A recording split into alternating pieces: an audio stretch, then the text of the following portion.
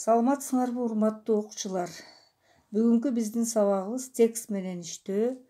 Текстибиздин аты адамдар карандашка окшош. Сабакты Нарын шаарындагы Чкалов атында мектеп гимназиясынын кыргыз тили адабияты мугалими Тагаева Айнур Ташмухаммедовна эжеңер өтөт. Мына сабактын темасы айтылды. Максаты тексттен жаңы маалыматтарды алышат, дүйнө таанымы кеңейет. Алган маалыматтарды турмушта пайдаланышат, кебинде колдонушат, сабаттуу жазышат. Тарбиялуу, үлгүлүү болууга калыптанышат. Кандай көрсөткүчтөр талап кылынат? Алган маалыматтарды пайдалана алышса, сабактын максатына жетишет. Эгерде сабактын максатына жетишип пайдаланса, анда булардын сөз чеберчилиги артат. Тарбиялуу, адептүү чоңоюшса, коомдон ордун ар кимиси таба алат. Балдар, бул сабактага киришердин астында мен силерге адабий витамин берсем деп чечтим. Качандыр бир кезде бир падыша жашап, ал падыша менен кошо анын сарайы дагы эскирип, төбөсү түшүп, ушундай абалга келип калат экен. Ал бир күнү жарчыларын чакырып, кимдин короосунан түз өскөн дарак тапсаңар, алып келгиле деп буйрук менен чабарманды 4 тарапка жиберет.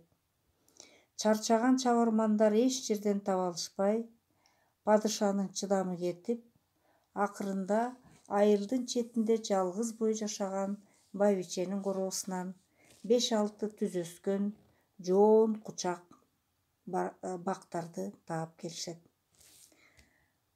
Мынакей мына байбиченин. Ушул түз өскөн дарактын акысын төлөмөкчү болушат, бирок жакшы апа болгондуктан падышага керек болсо бекер эле берем деп болбойт. Жок, ага макул болбогон падышанын жигиттери үстүнө кийим кийгизип, курсагын тойгузуп, керектүү оокаттарын алып берип, байбичени курсант кылышат, ыраазы болот. Жана ал байбиченин мынандай жоон кучак, узун түз өскөн 5-6 дарагын сарайга алып кетишет. Жыйынтыгында экранда көрүп тургандай заңгыраган баягы 5-6 жоон кучак түз өскөн дарак 5-6 тирөөч болуп, падышанын сарайына түркүк болуп, кооздугун арттырып ишке жарайт. Демек, мындан кандай мораль чыгарсак болот? Аны сабактын аягында келтиребиз. Эми азыркы текстибизге келели. Адамдар карандашка окшош. Чын эле кандайча окшош? Алдыңарда турган түстүү карандаштар, алар түркүн түстө болушат жана ар биринин сыртында Т катуу, твёрдый жана М мягкий, жумшак деп көрсөтүлүп турат.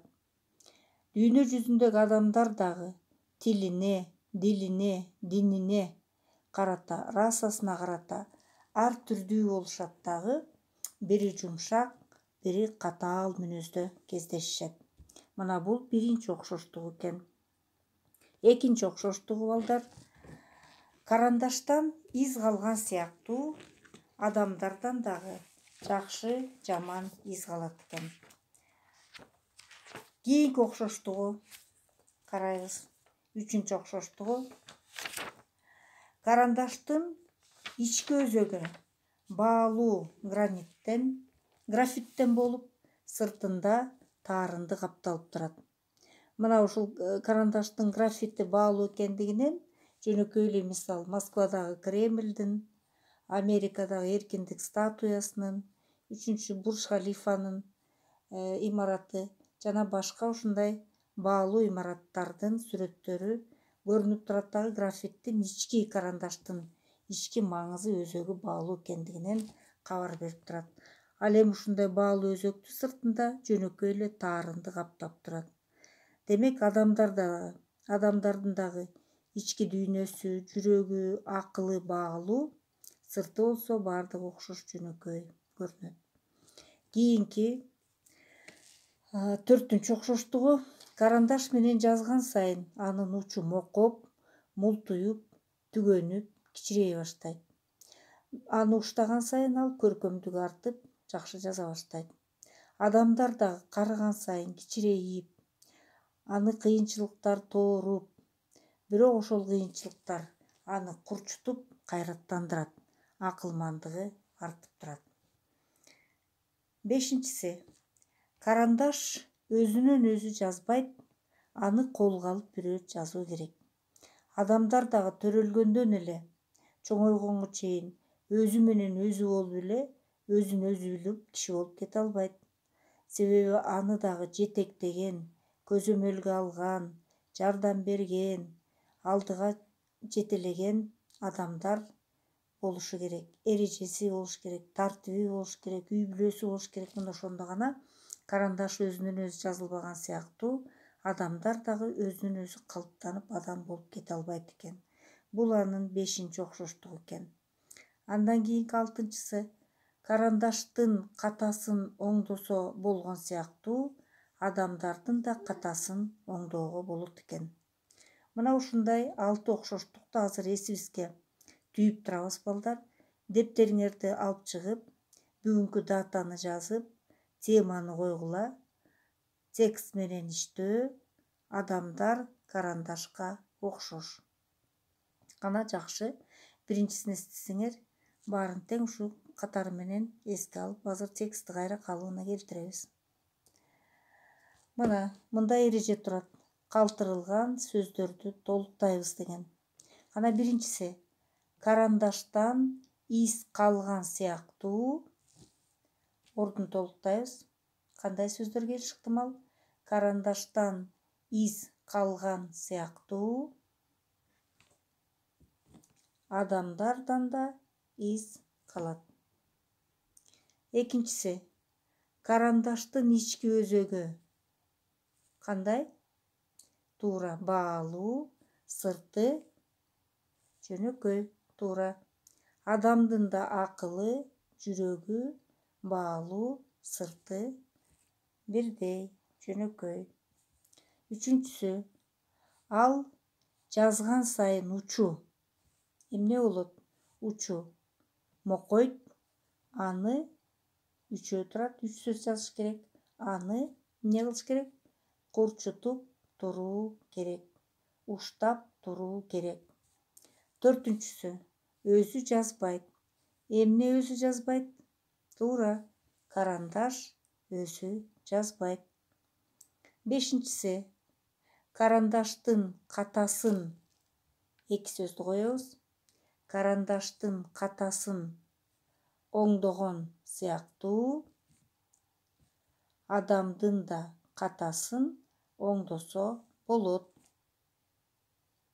Жана 6-чысы карандаштын сыртында М, Т деген жазылуу. Мына ушундай маалымат алдык. Эми кана бир сере кайталап көрөлү. Карандаштар адамдарга окшош экен. Алардын сыртында жумшак, катуу экендиги айтылат, адамдарга окшош. Андан из калат, адамдардан из калат.